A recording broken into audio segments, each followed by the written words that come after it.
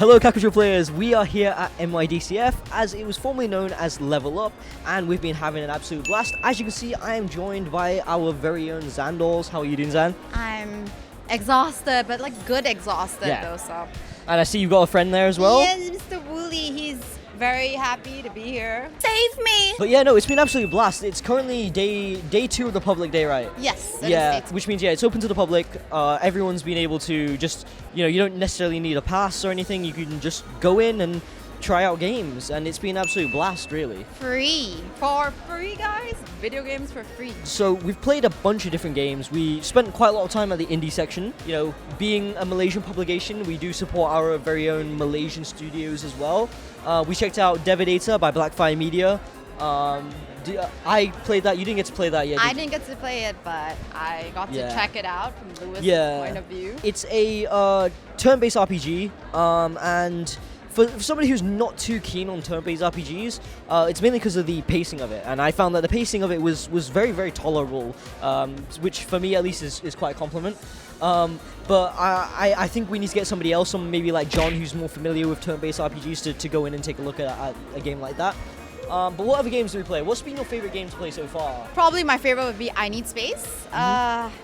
It reminds me kind of like Terraria, like a comfy, cozy version of Terraria. So if you've ever played like Starbound as well, it's atmospheric, it's chill, it's the perfect I Need Space kind of game when it's just chill, cozy. Well, the name is such a vibe. It's so relatable, and I think its cuteness of its art style perfectly matches the kind of irony of the title as well. Yes. It's really just a space exploration puzzle game. And the best part is all at your own pace. You don't there's like no rush. You can just do everything at your own pace. Yeah, definitely. I myself got to try I Need Space, and I enjoyed it. I was sitting there for quite a while. Yeah. I was sitting there for maybe about 15 minutes of just playing it, and it was I think I got to the part where you get a cute little cat, you get a little cosmic cat, and we were actually gifted little pop sockets, which unfortunately we didn't bring today because we got it yesterday. But yeah, the art style is just phenomenal for that game, honestly. It is, and they also have different modes, and you can draw your own constellation. Right, yeah, I forgot about that. Yeah, I did a terrible job of it. I tried to draw a star, and it didn't go well. I thought I was special, and since I can't draw, I thought the only thing that I know how to draw is a heart. Yeah. And I was like, I'm gonna draw a heart with a little arrow piercing through it. Yeah. And then after I finished, I was really proud of myself, by the way. And then they were like, oh, you want to see the other constellations that other people made? And I was like, going through all of it, and there must have been at least at least 30% of them were like hearts. It was more than 30%. Yeah, Whisper Mountain Outbreak by Toge Productions, the project that they're currently working on. Very, very different from the other titles like Coffee Talk, for example. It's an isometric kind of survival shooter. It's very reminiscent of games like Left 4 Dead or Call of Duty Zombies, kind of survival game where you play with your friends, you load up into a game or lobby, and you just survive and just have fun and scream. And it is heavily inspired by like Resident Evil, so a lot of like little things you see about the game, you'll be like, oh, okay, it's like kind of made up of, not really made up, but a lot of aspects you recognize from different games, but it's done really well, where it's not like they copied this from Resident Evil. It's like the same concept, but in their own way. So it's like really refreshing. Out of all the games that I've played currently at Level Up, I think that Whisper Mountain Outbreak has definitely been the one I've enjoyed the most, just because it definitely doesn't feel like a beta or an alpha or anything, even though it's still in pre-production. It's still pretty solid for what it is at its current state. It feels like a genuine game, and if somebody had released it today, I would fully expect it to be a full game, to be honest. So they've done a really, really good job with that. Very. And a big shout out to the people at Toge Productions, because it's, at least for me, it brings back a lot of nostalgia. Yes, like the old days where everybody be like, hop on Left 4 Dead, guys, that era where everybody just gets on, shoot a couple of zombies, scream at each other. standard things. The Sigil of Magi was definitely a game that it's already out. I think it was 2 days ago. Yes. Just on Friday, wasn't it? Yeah, That they it was released at released 3 p.m. late. They released 1.0. And that's an awesome game. You look at it, and I thought it was going to be like auto chess.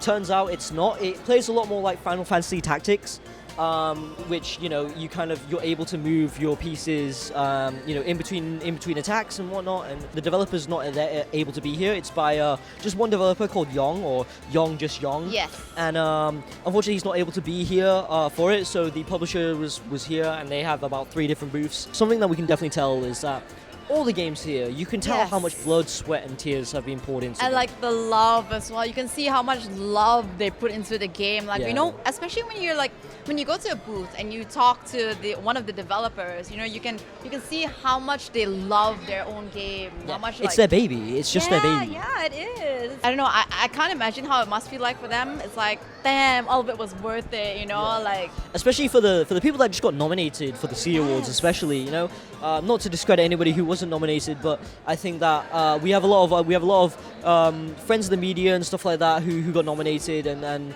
a lot of big names who have been grinding extremely hard over the past few years. It's it's a first step, and it's a big step, and it's a good step in the right direction. And it's great. It's just great to see their efforts finally be recognized. At least, with whether it be without an award or just to be showcased here. It's just great that they're able to showcase it.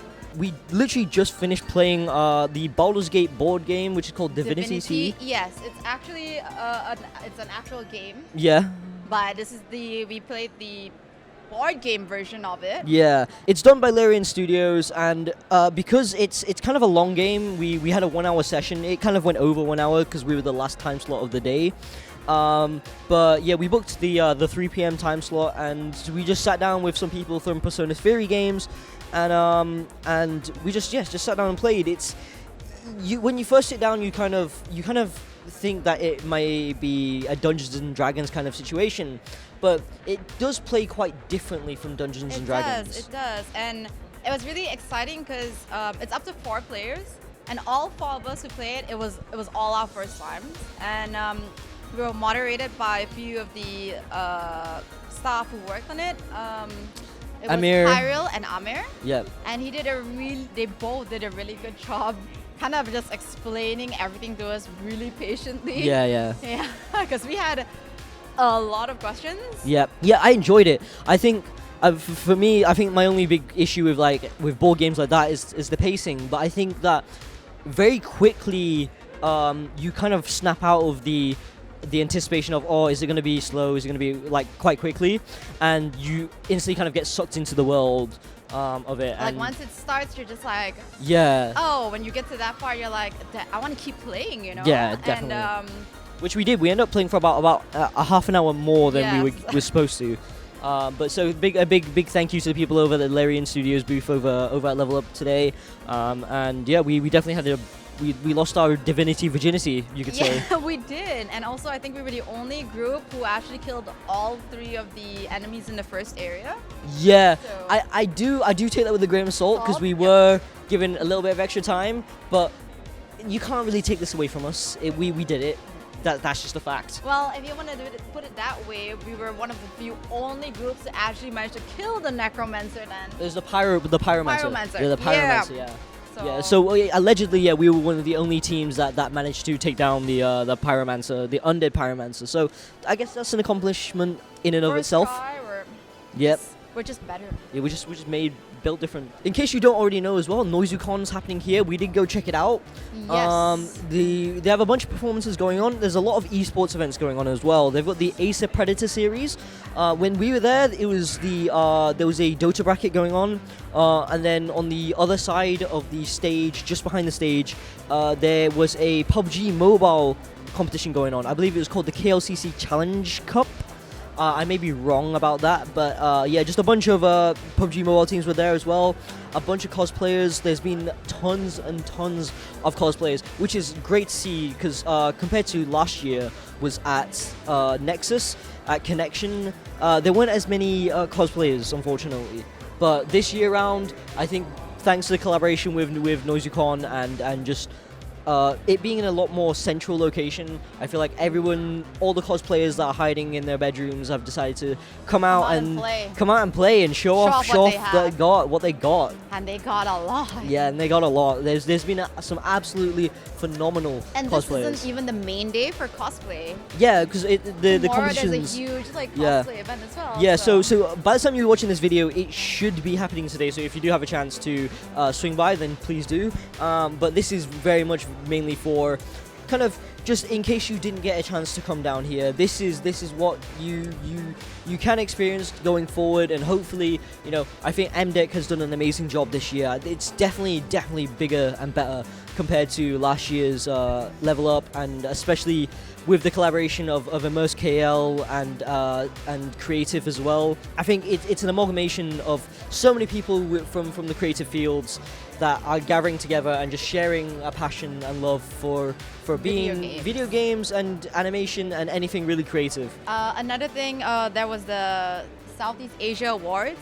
Yeah, right. Yeah, that was last night as well. There's only 2 games that won 2 awards. It was won by Kaigen Games, Null Space. Yeah, Null Space by Kaigen Games, and then Rendezvous by Pendopa Studios. Pendopa Studios from Indonesia as well. So one Malaysian studio and then one Indonesian studio as well.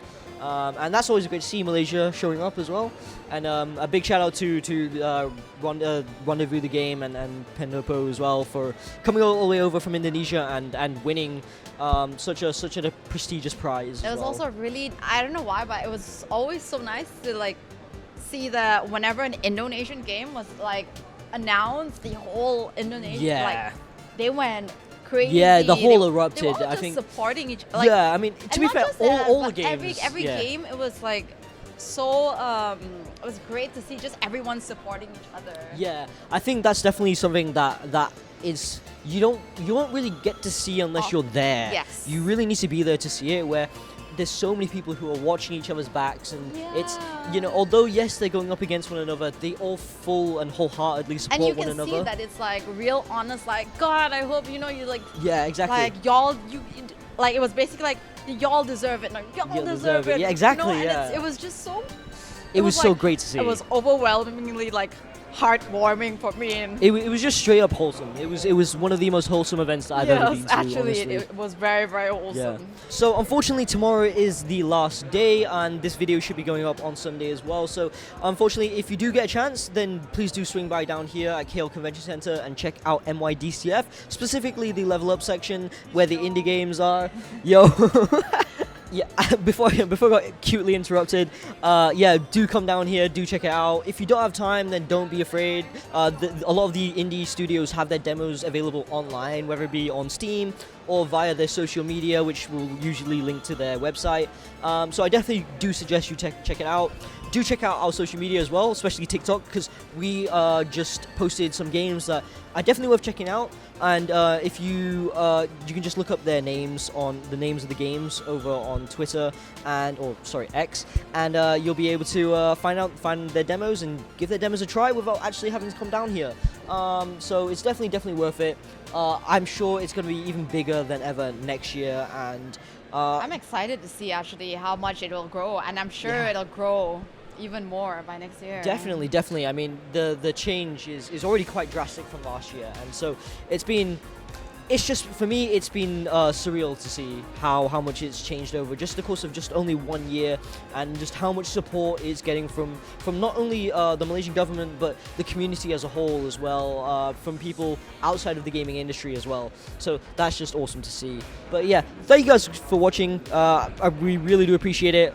We've been having an absolute blast here, and we wouldn't be able to do it without people reading our site and people tuning into our YouTube. So if you do enjoy this content, then be sure to subscribe if you want to see more content just like this, and obviously ding dong that notification bell to be notified when we upload next, because we upload videos every single week. My name's Lewis from Kakuchopurei. I'm Zen from Kakuchopurei. And we'll see you guys in the next one. Ciao for now. Bye bye.